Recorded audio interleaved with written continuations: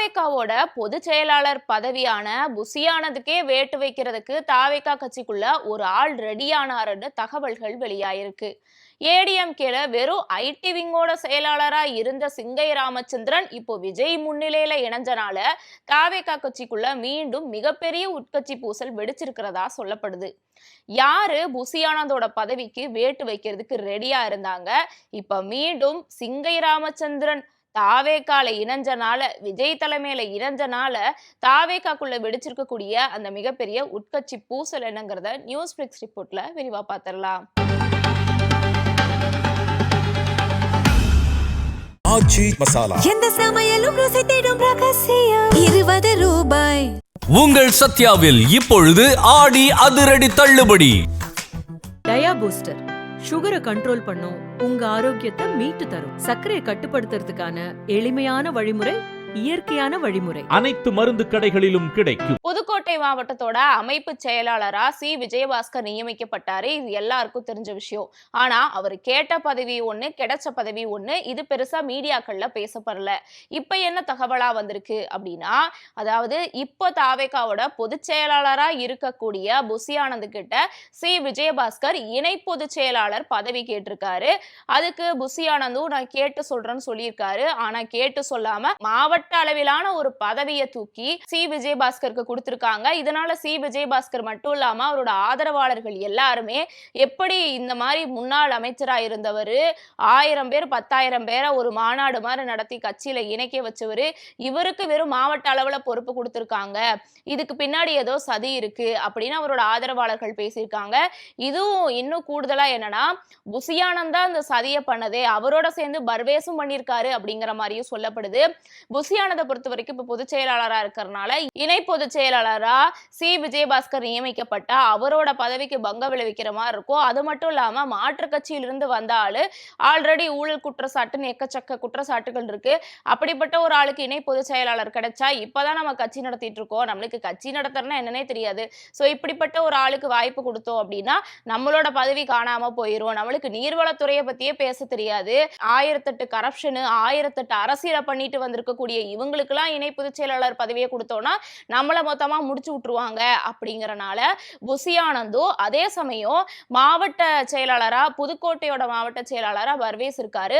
Already இந்த C Vijayabaskar அவரோட ஆதரவாளர்களை கூட்டிட்டு வந்து தாவேகால இணைக்கக்கூடிய நிகழ்ச்சியிலேயே பெரிய உட்கட்சி பூசல் போச்சுன்னு கூட தகவல்கள் வெளியாச்சு.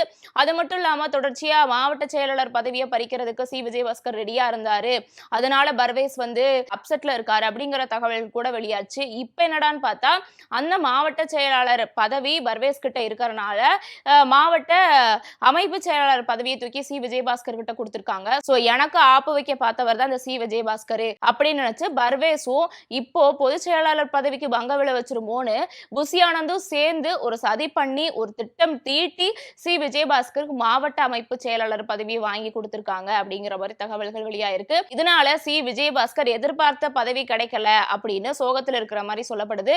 இது ஒரு பக்கம் இருக்க, இது மட்டும் இல்லாம இன்னும் கூடுதலா மன உளைச்சலுக்கு உள்ளாக்குற மாதிரி தாவேகாக்குள்ள மிகப்பெரிய உட்கட்சி பூசல் போயிட்டு இருக்கு. அதிமுக இருந்து எம்எல்ஏ பதவியை ராஜினாமா பண்ணிட்டு தாவேகால இணைஞ்சிருக்கக்கூடிய எல்லாருக்குமே இது மிகப்பெரிய அதிர்ச்சி செய்தியா இருக்கு. அது என்னன்னா, ஏடிஎம்கேல ஜஸ்ட் ஒரு ஐடி விங்கோட செயலாளரா இருந்த சிங்கை ராமச்சந்திரன் இப்ப விஜயோட தலைமையில தாவேகால இணைஞ்சிருக்கிறாரு. இதனால அதிமுக இருந்து வந்து தாவேகால சேர்ந்திருக்கக்கூடிய முன்னாள் மூத்த அமைச்சர்கள்னு சொல்லக்கூடியவர்களுக்கு மன உளைச்சலை கொடுத்திருக்கு.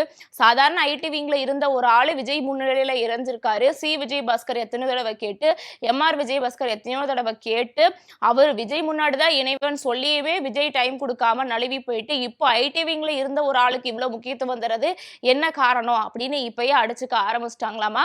தாவேகாவோட தொழில்துறை சார்ந்த கைடன்ஸ் அப்படிங்கிற தமிழ்நாட்டு அமைப்புல புதிய தலைமை செயலாளரா சிங்கை ராமச்சந்திரன் நியமிக்க போறாங்க அப்படிங்கிற மாதிரியும் சொல்லப்படுது.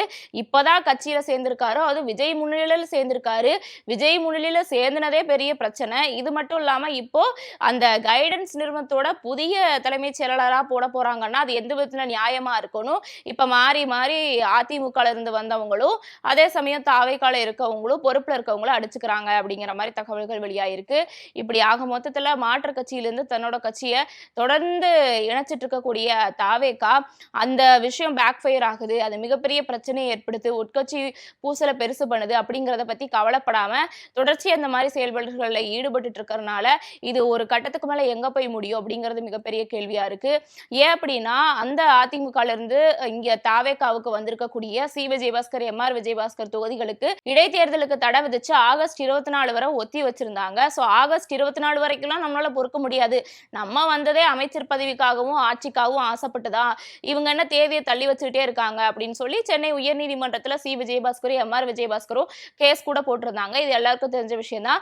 சோ இந்த மாதிரி எங்க சுத்தினாலும் அடி விழுகுதே அப்படிங்கிற மாதிரி சி விஜயபாஸ்கரும் எம்.ஆர். விஜயபாஸ்கரும் கடுப்புல இருக்கப்ப சி விஜயபாஸ்கருக்கு தான் இப்ப சுத்தி சுத்தி அடி விழுந்துகிட்டு இருக்கு. அவர் கேட்ட இணை பொதுச் செயலாளர் பதவியும் கிடைக்கல, மாவட்ட செயலாளர் பதவியும் கிடைக்கல.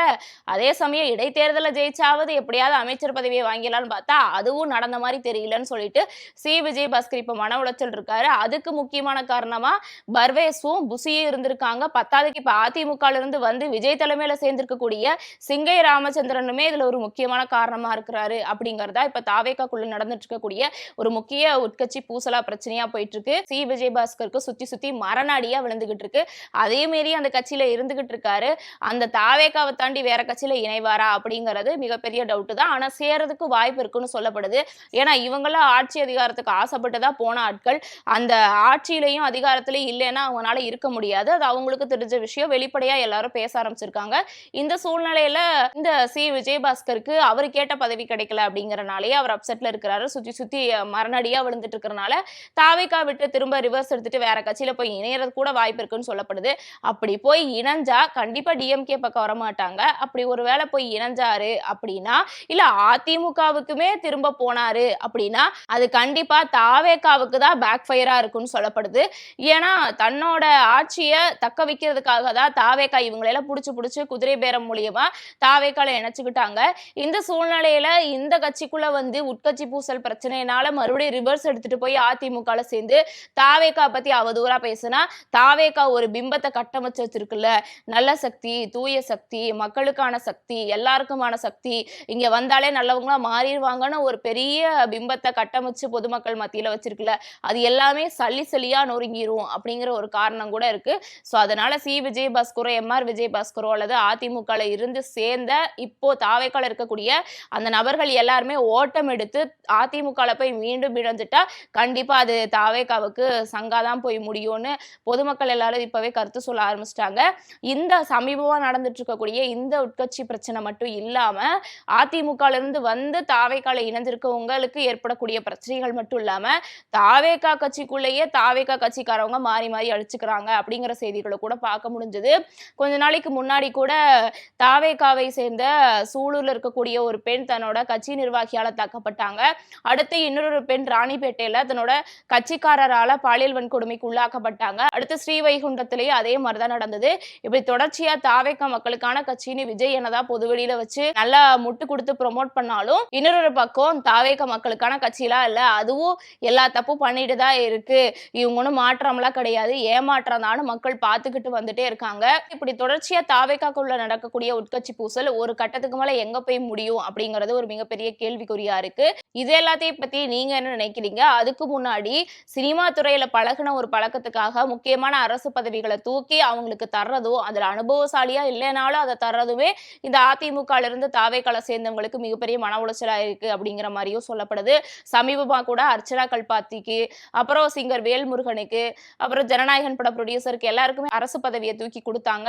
இவங்கெல்லாம் அந்த பதவிக்கு ஏற்ற தகுதியான ஆளா அப்படிங்கறத பத்தி எல்லாம் யோசிக்காம சினிமா துறையில தனக்கு க்ளோஸ் ஆனவங்க அப்படிங்கிற ஒரு காரணத்துக்காக மட்டுமே விஜய் இந்த அளவுக்கு இறங்கி பண்ணனால அப்ப அதிமுக இருந்து எல்லாத்தையும் உதறிட்டு இங்க தாவேகா பக்கம் வந்தவங்களுக்கு முன்னாள் மூத்த அமைச்சர்களா இருந்தவங்களுக்கு என்ன மரியாதையா தாவேகா கொடுக்குது அப்படின்னு அந்த கட்சியிலிருந்து இணைஞ்ச அவரோட ஆதரவாளர்கள் எல்லாம் கேட்டுட்டு இருக்காங்க. சோ இதுதான் இப்போ தாவேகாக்குள்ள மிகப்பெரிய சர்ச்சையா இருக்கு. தாவேகா மக்களுக்கு ஓரவஞ்சனை பண்றது மட்டும் இல்லாம அந்த கட்சியில இணைஞ்சவங்களுக்கு ஓரவஞ்சனை தான் பண்ணுதுன்னு சொல்லிட்டு அந்த கட்சிக்குள்ளேயே இருக்கவங்க மாறி மாறி அடிச்சுக்கிட்டு அந்த செய்திகள் எல்லாம் வெளியே தகவல்களா வெளியே வந்துகிட்டு இருக்கு. இதை பத்தி நீங்க என்ன நினைக்கிறீங்க? மறக்காம உங்களோட ஒப்பீனியனை கமெண்ட்ல சொல்லுங்க. நாளைக்கு வேற ஒரு வீடியோவோட சந்திக்கலாம். நான் சிலம்பு செல்வி.